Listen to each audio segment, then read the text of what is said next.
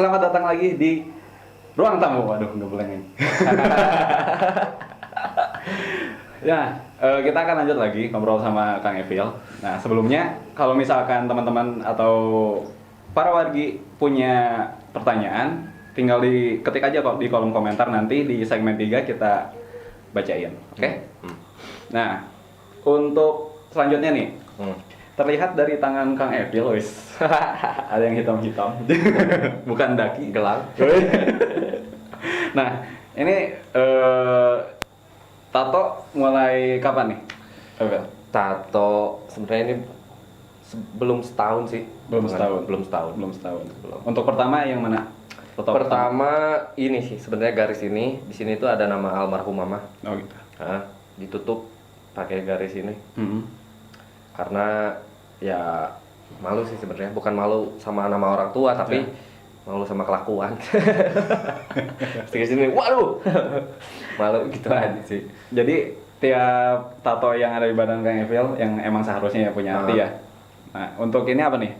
Ada makna tersendiri sih. Kalau misalkan yang ini karena Gambar apa tuh? ini tuh sebenarnya kayak ornamen mandala ya. Ornamen mandala, terus ya ada agak Jepang-Jepangan gitulah. Sama India ya. Karena saya sedikit banyaknya suka Jepang juga, budaya Jepang, terus historisnya Indonesia pernah dijajah sama Jepang. Jadi bukan berarti saya nerimain ya dijajah sama Jepang, tapi emang karena saya suka kultur Jepang aja sih. Kultur Jepang ya. Oke, sama sih gitu. Seru ya. Ngikutinnya seru tuh kultur Iya. Jepang. Emang sih kita harus mencintai budaya kita sendiri. Tapi kan nggak salah ya kalau kita tahu kultur orang apa sih, negara orang juga kan. Oh iya. Biar paham. Kayak gitu. Nah, untuk ada berapa tato sekarang di badan? Tato sekitar 14 sih, termasuk di kaki. Masuk di kaki. Dan semuanya punya arti tersendiri. Ada maknanya sendiri. Yang mana tuh yang paling punya arti paling dalam gitu? Paling dalam sebenarnya di tangan yang kanan ini sih, karena ini nyeritain almarhum mama semua. Kayak yang ini cewek ditutup matanya, ini simbol tidak ada keindahan. Tidak ada keindahan. Perempuan yang tutup matanya tidak ada keindahan. Jadi sudah mau meninggal tuh orang ngerasain patah hati paling sakit lah gitu. Tidak ada hal yang paling indah gitu. Yang kayak gitu. Wah, galau semua sih ini sebenarnya. Ini kayak kucing. Jadi semenjak pelihara kucing, orang bisa deket, intens ngobrol sama orang tua. Dulu kan emang ya kayak gitulah ya, remaja gitu. Masih ego yang kayak gitu. Terus ini kumbang sama bunga, lebih ke pengorbanan seorang orang tua lah ke anaknya, yang kayak gitu. Jadi bunganya tuh ibu, orang sebagai kumbang, terus aja nyerap energinya gitu. Yang kayak gitu. Sangat filosofis sekali. Iya betul. Terus ini jam, ini kebenaran tanggal sama tahunnya pas almarhum ibu meninggal. Jadi ibaratkan saya nih tangan di atas, ini almarhum ibu saya tangan di bawah, udah di bawah tanah. Kayak gitu. Kalau ini burung simbol kebebasan. Kebebasan dalam artian orang bukan saya ngerasa bebas karena udah nggak ada orang tua, tapi emang almarhum mama kan emang sakit dulu ya. Dia udah kebebas lah, nggak ngerasa sakit lagi atau apa yang kayak gitu. Punya. Jadi tiap gambar yang ada di tubuh tuh punya arti tersendiri ya. Ada sendiri. Sangat personal bisa. Iya. Kalau misalnya nggak ditanya nih, nggak akan ngerti. Nggak akan ngerti. Gambar apa tuh? Iya. Kalau misalkan ada tuh apa sih? Ya gambar misalkan SpongeBob di sini. Mungkin punya arti tersendiri. Iya, bagi yang digambarnya mungkin dia punya pemahaman sendiri, punya makna sendiri gitu. Jadi kita nggak bisa apaan tatonya kayak gitu, jelek blablabla yang gitu, nggak bisa sih. Sebenarnya dia punya makna sendiri, kenapa punya alasan sendiri pengen gambar kayak gitu. Kayak gitu. Nah, untuk kapan pertama kali kepikiran gitu, wah pengen tato? Sebenarnya dari SMA sih pengen. Dari SMA. Cuman yang pertama belum dapet izin, terus yang kedua masih was-was juga sih, was-was. Anjir, pilihan hidup mau kayak gimana nih? Tato kan gitu. Mau jadi apa gitu kan, sedangkan stigma tato kan dulu masih ini ya, apa namanya? masih tabu lah ya. Yang tatoan tuh orang yang kayak gimana gitu, yang kayak gitu. Ternyata akhirnya sampai kesini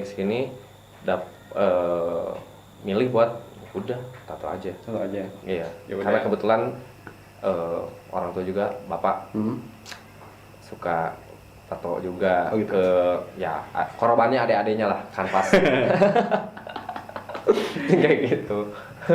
Kenapa nggak ditato sama bapak?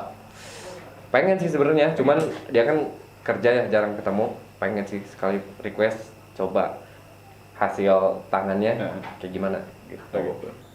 Nah, untuk emang pertama tato tuh diajak teman atau ditawarin teman atau gimana? Enggak, karena emang udah pengen dari dulu sih sebenarnya. Jadi di tato tuh tiap emang ada momennya juga gitu, nggak asal yang pengen nambah karena emang udah didesain gitu dari sebelumnya. Jadi ibaratkan sakitnya di tato tuh nggak seberapa dibandingkan ditinggalin orang tua sebenarnya. Ya. Itu sih orang memaknai si tato ini kan sakitnya ke jarum yang kayak gitu. Itu nggak seberapa gitu dibandingkan sakitnya ya ditinggalin ibu lah. Ya, Kayak gitu. tinggalin keluarga tercinta. Iya, sebenarnya kalau misalkan itu alasan saya pribadi ya, bukan secara general membenarkan ditato itu benar gitu, karena kan perspektif ya, Yeah. maksudnya orang punya pandangan masing-masing soal tato gitu, kayak gitu. Siap. Nah, untuk ini nih, kan oke lah kita kalau misalkan memandang stigma masyarakat sekarang udah mulai terbuka lah gitu. Nah, pernah nggak sih masih terintimidasi gitu dengan beberapa kondisi lah gitu. Misalnya lagi ke warung atau apa gitu ngelihat ada orang yang belanja ngeliatin Mang Evil gitu. Pernah nggak?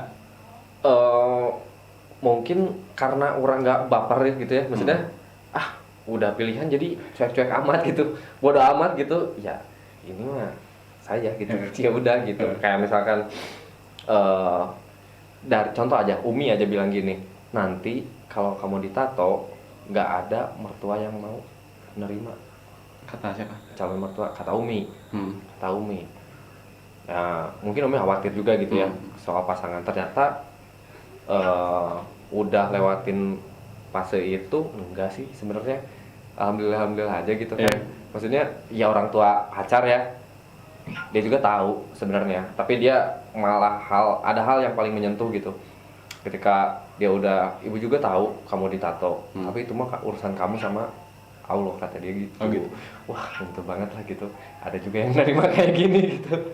Kayak piercingan yang kayak gitu-gitu. Kayak gitu sih sebenarnya.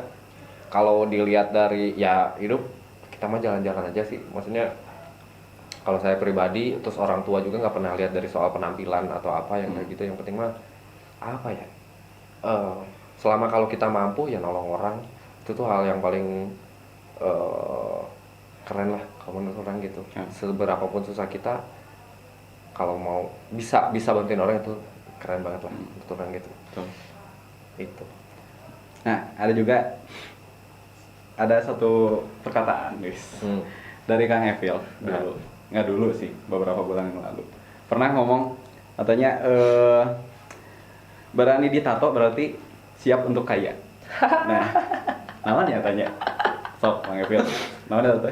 Jadi sebenarnya itu tuh buat nge-trigger aja sih sebenarnya. Sekarang kan kayak kalau pekerjaan formal yang kayak gitu, mungkin persyaratan nggak boleh ditato, nggak boleh ditindik yang kayak gitu. Karena saya sendiri tuh pengen ya punya perusahaan sendiri lah, entah itu apapun, yang penting sendiri gitu. Jadi bebas-bebas aja sih sebenarnya, buat nge-trigger juga gitu. Masa iya tatoan miskin terus gitu. Kayak gitu. Walaupun sekarang ya masih miskin lah. Masih proses gitu. Masih proses lah kayak gitu. Itu sebenarnya buat nge-trigger juga sih. Buat ini ya, apa sih? Bekerja lebih semangat. Iya. Jadi kayak gitu. Nah, yang ditangkap sih, kita tuh harus punya trigger. Entah itu apa, nggak cuma tato aja sih. Iya. Sebenarnya ya. Buat jalan gitu. Apapun itu, mau misalkan punya pasangan atau apapun itulah, misalkan bertekad buat misalkan apa sih, menghidupi orang tua untuk lebih baik lagi gitu ya, bisa aja jadi dorongan kita, motivasi kita untuk lebih bekerja lebih giat. Iya. Bekerja lebih giat. Itu.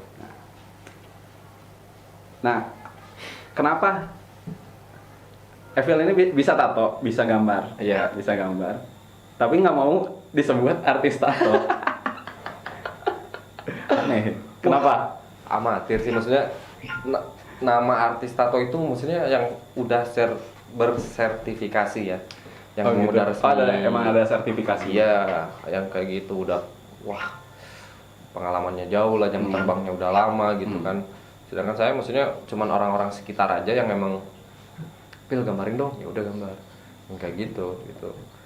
Jadi kalau dibilang artis tato berat juga sih sebenarnya, yang kayak gitu, karena dari segi pengalaman pun belum sejauh itu gitu, yang kayak gitu. Baru dari tahun kemarin sih sebenarnya, yang kayak gitu. Baru mulai? Iya, baru mulai belajar tato lah, jadi kanvas orang terdekat yang kayak gitu. Kalian takut ada jadi kanvas.